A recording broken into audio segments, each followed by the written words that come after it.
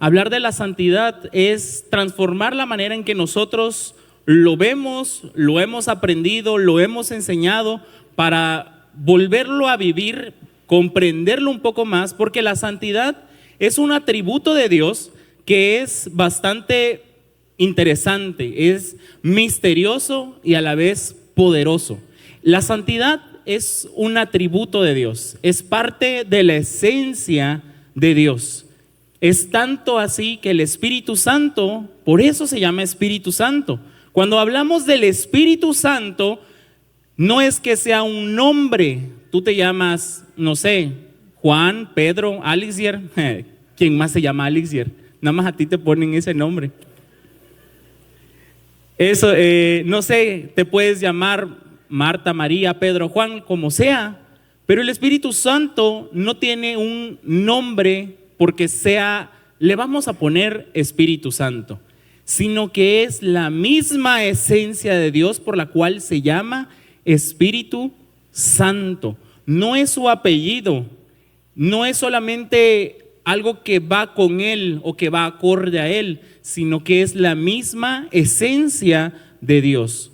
Es que Él en realidad es santo. Y mira qué tan importante y tan crucial es tener cuidado de la persona del Espíritu Santo, que Jesús mismo dice que todo pecado será perdonado menos la blasfemia contra el Espíritu Santo. Y una vez escuchaba una prédica del pastor Cash que decía que es tan importante conocer al Espíritu Santo porque es el ser más hermoso que está con nosotros hoy en día y aquí con nosotros. Es por medio del Espíritu Santo que hoy podemos conocer a Jesús. Es a través de Él que podemos tener contacto con Dios. Es a través de Él que testifica a Jesús resucitado. Porque tú y yo no caminamos con Jesús, sino que es el Espíritu Santo el que camina con nosotros, que nos revela y nos acerca a la presencia de Dios y nos revela a Jesús resucitado. No sé si me explico. Es tan precioso el Espíritu Santo y tan importante que conlleva a tener una relación íntima con Él como una de las características más importantes que todo creyente debe de tener. Muchas veces nos enfocamos en cosas que queremos de parte de Dios y las tratamos de buscar o de conseguir a través de Dios, pero no nos fijamos en la persona del Espíritu Santo y que su nombre es santo. La santidad es demasiado importante, es un atributo, vuelvo a repetirte, es la característica de Dios. Y me gustaría ejemplificarlo. Estaba yo leyendo un ejemplo y me gustaba cómo lo explicaban, como el sol. El sol da vida, ¿verdad?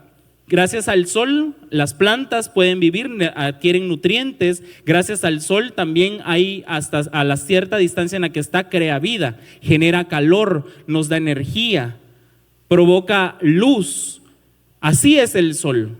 El sol provoca vida, pero mientras más cerca estás del sol, más peligroso es, porque el sol es fuego y al estar más cerca del fuego se puede quemar, te puedes lastimar porque es peligroso. Y la santidad es como el sol, es un fuego que da vida, es un fuego que necesitamos, y mientras más lejos estemos de la santidad, más fríos nos ponemos. Pero mientras más nos vamos acercando a la presencia de Dios, entramos en la santidad de Dios, más nos purifica, más nos cubre, más nos protege, y también puede llegar a ser peligroso acercarnos a la presencia de Dios, porque esto era lo que sucedía en el Antiguo Testamento, que era peligroso llegar a la presencia de Dios porque en pecado morías.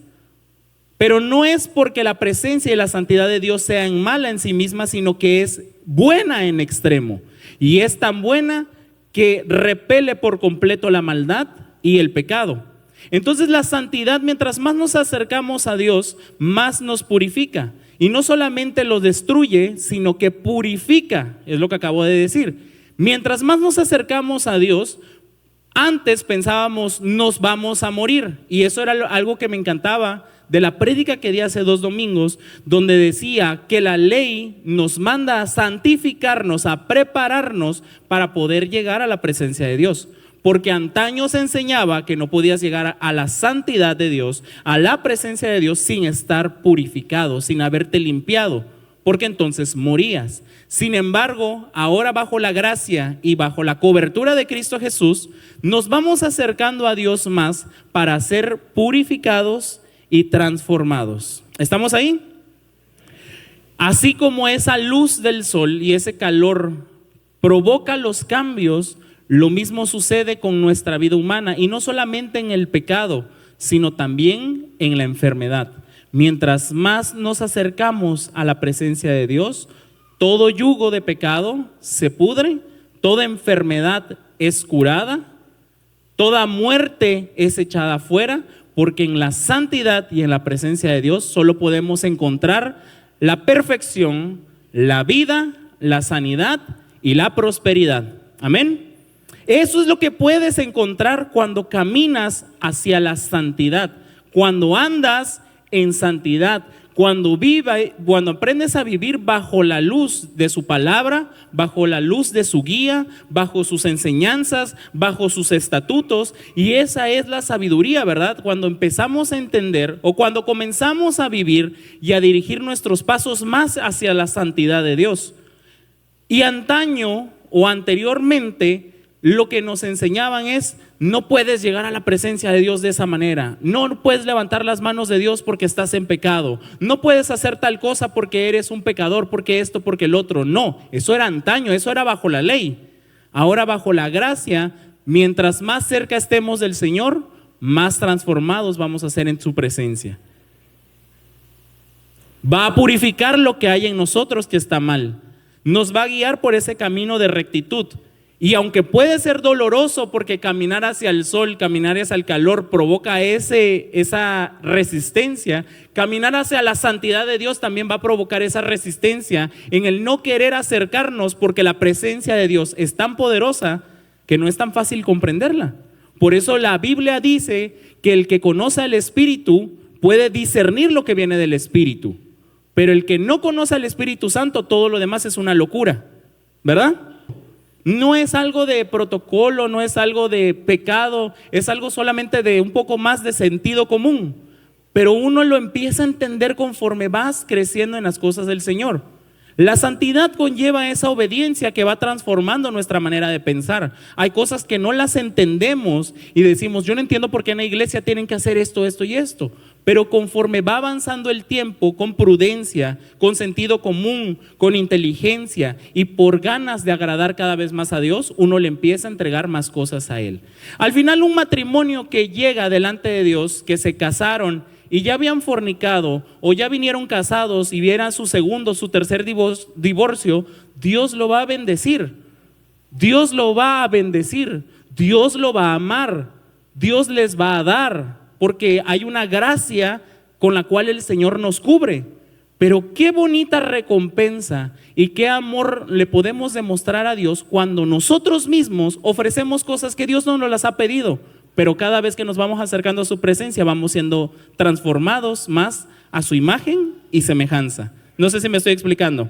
Lo mismo sucede con un tatuaje. Oiga, pastor, ¿y tatuarse es pecado? Mira, hoy es una discusión cada vez más y más recurrente, más y más constante.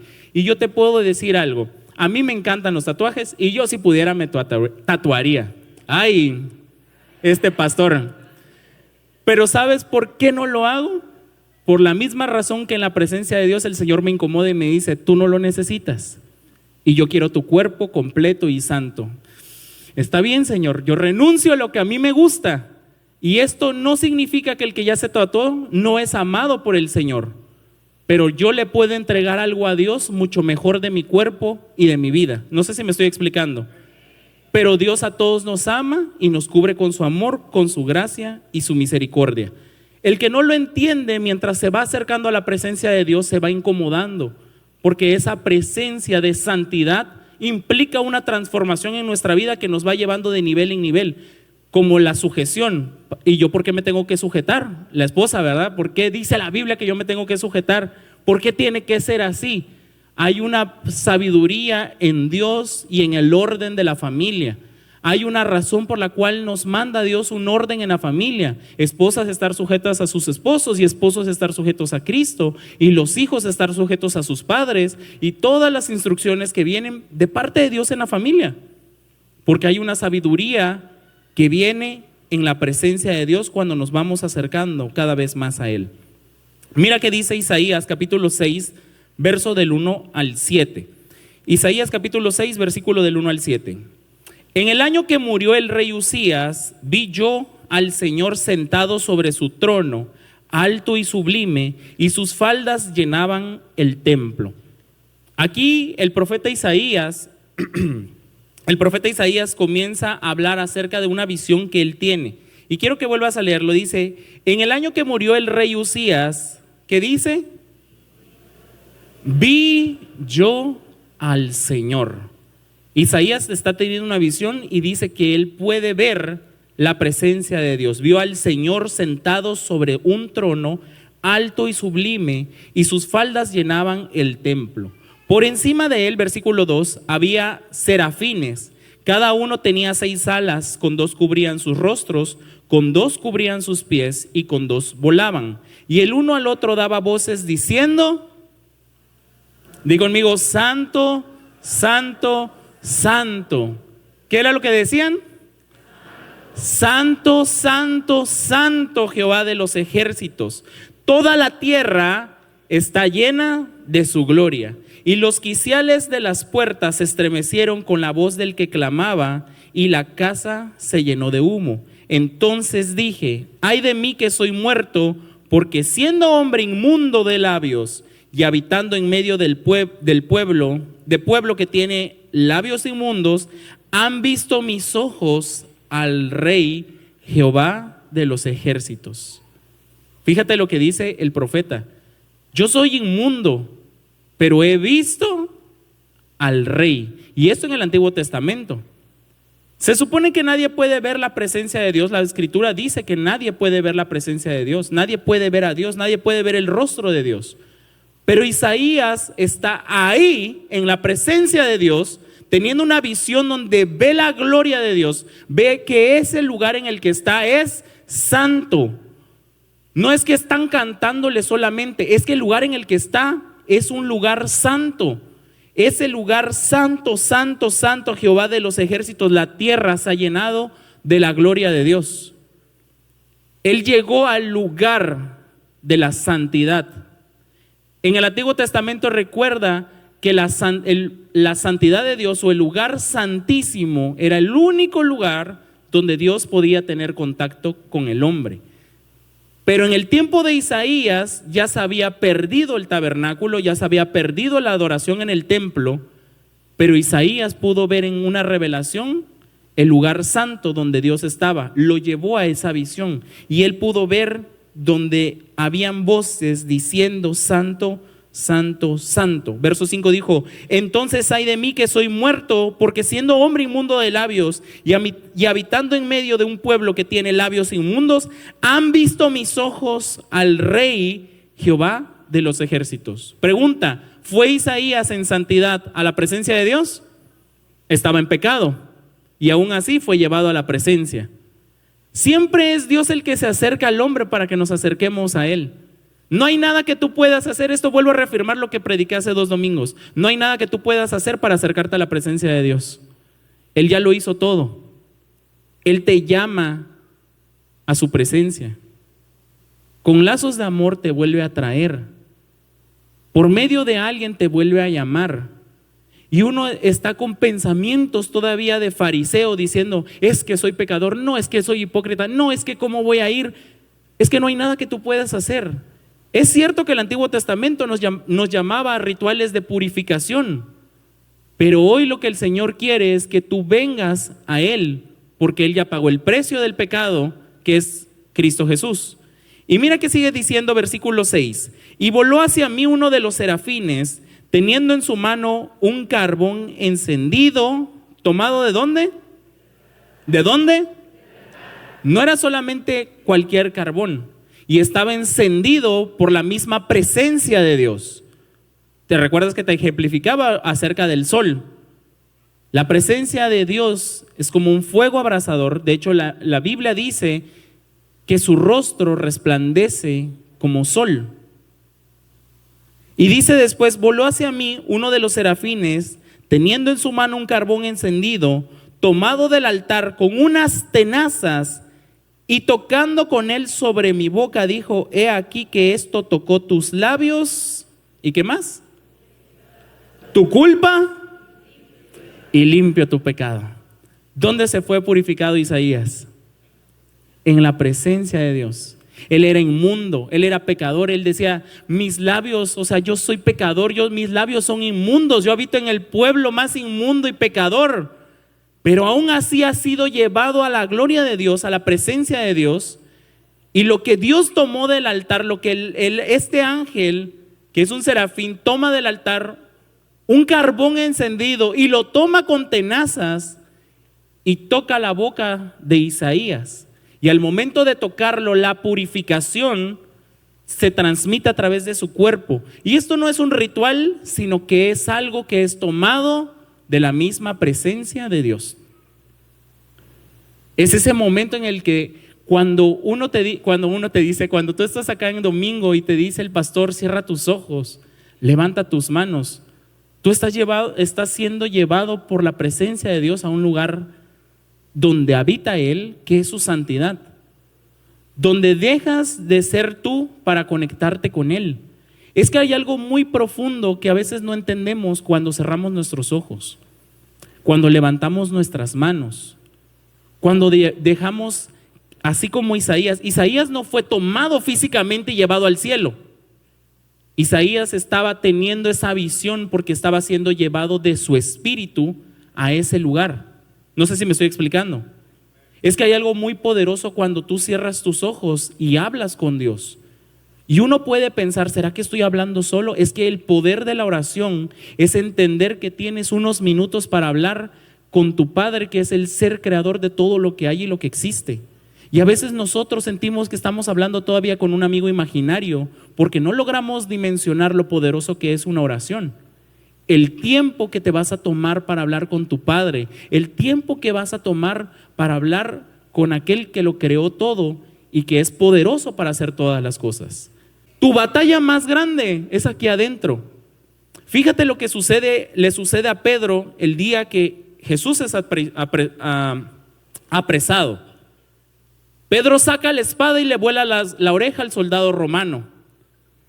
Y le dice Jesús: no lo hagas. El que a espada mata, a espada va a morir. Pedro no tenía miedo de morir luchando con la espada. Lo que tenía miedo era de morir en silencio, cuando él tenía la razón. No sé si me estoy explicando. Pedro estaba dispuesto a morir por Jesús con espada el día que lo agarraron. Pero cuando Jesús le dijo: no es así como se establece mi reino, porque mi reino no se establece con fuerza, mi reino no se establece como el reino de los hombres. No es por fuerza, es por amor, es por paciencia, es con la gracia, es perdonando a los demás aun cuando tú tienes la razón. Y esa batalla tan grande que nos ocurre aquí en la mente no la podemos entender. Y esa acción de Pedro nos lleva también a ver la misericordia de Jesús y decir: es que no puede ser tan fácil. Es que yo tengo que rezar tantas veces para que yo pueda ser perdonado. Es que yo tengo que hacer tantas cosas para que yo sea purificado. El ayuno, la santificación es la respuesta. Me gustó mucho lo que dijo el pastor este domingo. Es la respuesta amorosa que nosotros debemos de tener por amor a Dios. No es la condición, sino es la respuesta por el amor que Él me tiene. No sé si me doy a entender. ¿Por qué me aparto del pecado? ¿Por miedo a lo que me va a pasar? ¿O por amor porque sé que es lo que puedo obtener? Porque ya Dios ya me lo dio todo. Mejor vivo bajo su gracia y bajo la santidad por el cual me manda. Es que si me acerco a la iglesia me van a prohibir esto, esto y esto. Es que cuando hablo con mi líder me corrige. Es que cuando yo trato de hacer algo me dicen que no. Pero no te lo dicen para lastimarte o porque quieran que no lo hagas, sino para que puedas reaccionar en respuesta del amor que Dios tiene para contigo. No sé si me doy a entender. ¿Por qué hablamos de la santidad? No es el requisito. La santidad debería de ser la respuesta. No es el requisito que yo necesito para que Dios me responda, sino es la respuesta que yo le doy a Dios porque Dios ya me respondió desde antes. Dios podía haber matado a Isaías en ese momento, porque la Biblia dice que la paga del pecado es muerte. Y si Isaías estaba en pecado en ese momento, él pudo haber muerto, porque esa era la ley. Cualquiera que entraba al lugar santo o al lugar santísimo y estaba en pecado, tenía que morir. Pero así como Dios puede matar a través de la santidad, también puede vivificar a través de su santidad. Era lo que te decía con respecto al sol. El acercarnos al sol nos puede llegar a quemar porque es peligroso, pero es necesario. En la presencia de Dios no sucede una consecuencia negativa, porque al acercarnos a la santidad de Dios no podemos tenerle miedo a morir. He hallado a David, hijo de Isaí, varón conforme a mi corazón, porque hará todo lo que yo quiero. Obediencia, porque la santidad nos conlleva a la obediencia. Porque la santidad nos conlleva a obedecer y a hacer las cosas. A lo mejor no las entiendo, pero lo voy a hacer por amor a Dios. Porque la obediencia trae recompensa. Y si hay algo que Dios no tolera, además de la blasfemia contra el Espíritu Santo, es la rebeldía. La rebeldía es un pecado que Dios no tolera, porque eso es un principio satánico. Satanás se rebeló contra Dios y Satanás provocó en el hombre y la mujer que se rebelaran contra Dios. Y constantemente la Biblia nos advierte acerca de la rebelación. Por eso el llegar a la santidad también tiene que ver con la obediencia. Di conmigo, obediencia. La obediencia es una consecuencia también de la santidad. No sé si me explico. Te es más provechoso obedecer a Dios y cometer errores mientras le obedeces, a que decir, mejor no voy a cometer errores y no lo voy a hacer. En la santidad pudiéramos pensar en la muerte, como en el Antiguo Testamento, pero en la santidad también somos transformados, como Isaías lo fue al momento de estar en la presencia de Dios. ¿Cuál es la mentalidad que debemos de tener como hijos de Dios? Buscar más su presencia. Por eso dice la Escritura, ¿o acaso no sabéis que ustedes son la casa del Espíritu Santo? Que ustedes son morada ¿de quién? Que Él ha hecho morar en ustedes ¿a quién? ¿A quién? Al Espíritu Santo. Vuelvo a repetirte, Jesús dijo, todo pecado te va a ser perdonado menos la blasfemia contra el Espíritu Santo. Porque Jesús cargó en sí mismo y en su carne, en su cuerpo, el precio del pecado. Pero una vez cubierta la sangre de Jesús, nos dio su esencia misma, su Espíritu Santo. Lo que pasaba en el Antiguo Testamento, y lo he repetido muchas veces porque yo no logro dimensionar lo que sucedía antes. Antes solamente había un lugar santísimo donde estaba la presencia de Dios, en un cuarto llamado el lugar santísimo. Solo ahí adentro estaba la presencia de Dios o su Espíritu, el Espíritu Santo. Pero una vez pagado el precio de Cristo Jesús, ya no necesito el lugar santísimo. ¿Quién es el lugar santísimo ahora? Ahora tú eres el lugar santísimo. Pero pastor, yo no me siento el lugar santísimo. Yo soy un pecador como Isaías, pero el Espíritu que habita dentro de ti te purifica y te anhela celosamente, y cada vez te vuelve a llamar a su presencia y a comunión con Él para que sigas siendo purificado, porque a ti no te está tocando un carbón encendido que un ángel agarró. A ti te está tocando el Espíritu Santo, tu cabeza, tus manos, tus pies, tu boca, tu espíritu, desde adentro. Tú tienes dentro de ti mismo al Espíritu Santo. Tú no necesitabas un carbón encendido. Tú tienes al Dios vivo dentro de ti. Y dice Jesús, de su interior correrán ríos de agua viva. Dentro de ti fluye vida.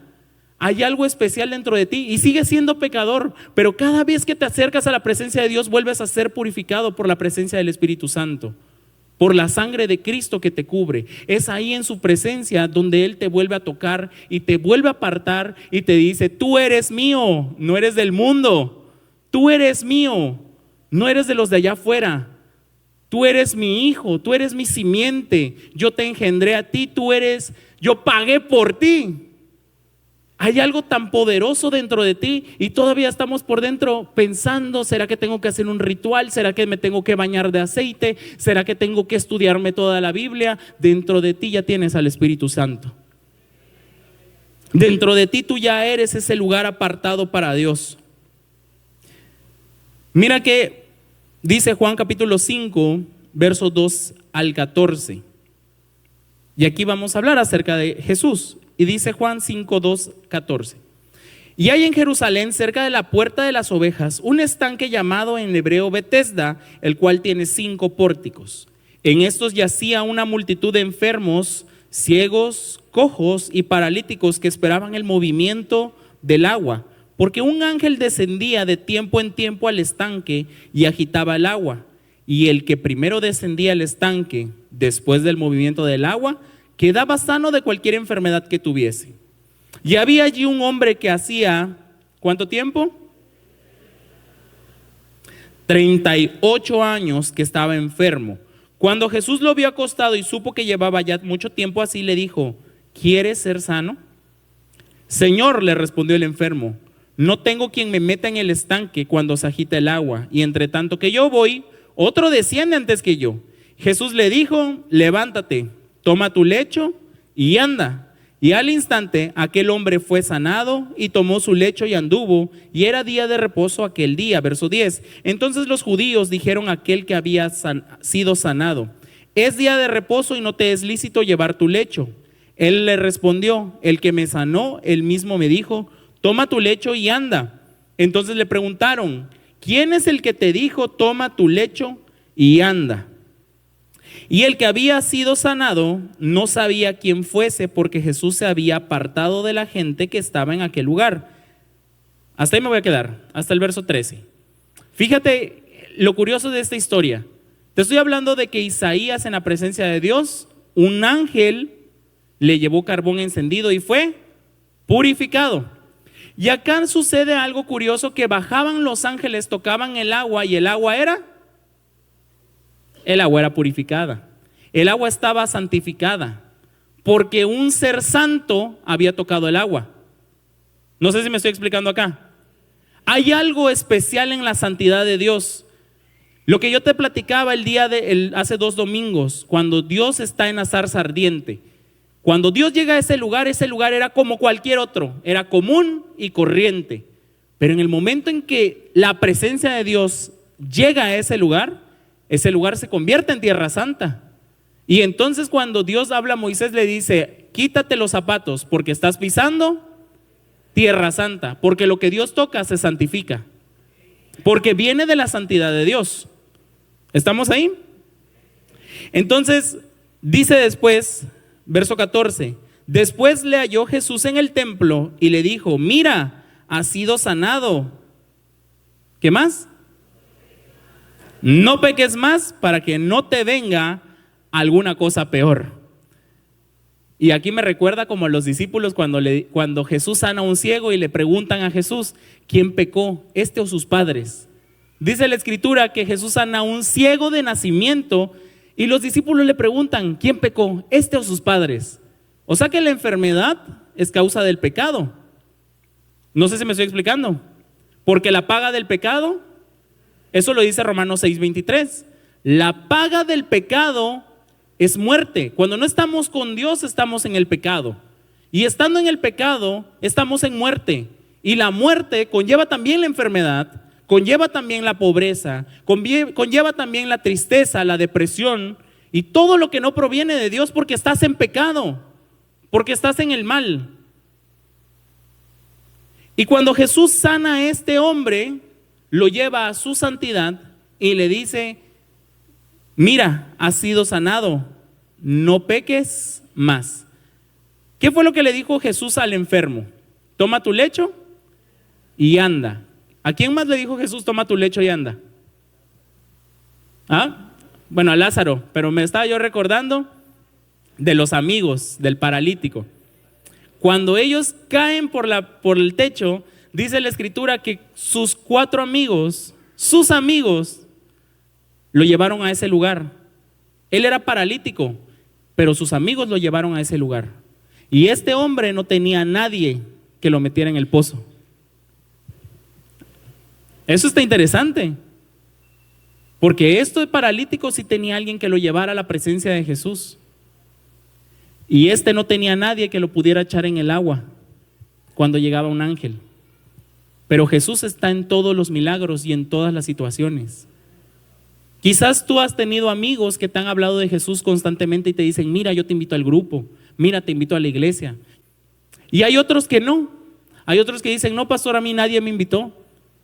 El Espíritu Santo me trajo. Wow, de las dos maneras es glorioso. Con amigos o sin ellos, pero Dios te ama y no se olvida de ti. De una o de otra manera, Él está a la puerta para darte un milagro, porque Él quiere sanarte. A mí me llama la atención también que le dice, ¿y tú quieres ser sano? Porque hay mucha gente que está enferma y no quiere sanar. Para él hubiera sido cómodo seguir siendo enfermo. Digo cómodo porque no lo quería. Pudo haber sido cómodo, porque el que está enfermo le tienen compasión, simpatía y le facilitan las cosas.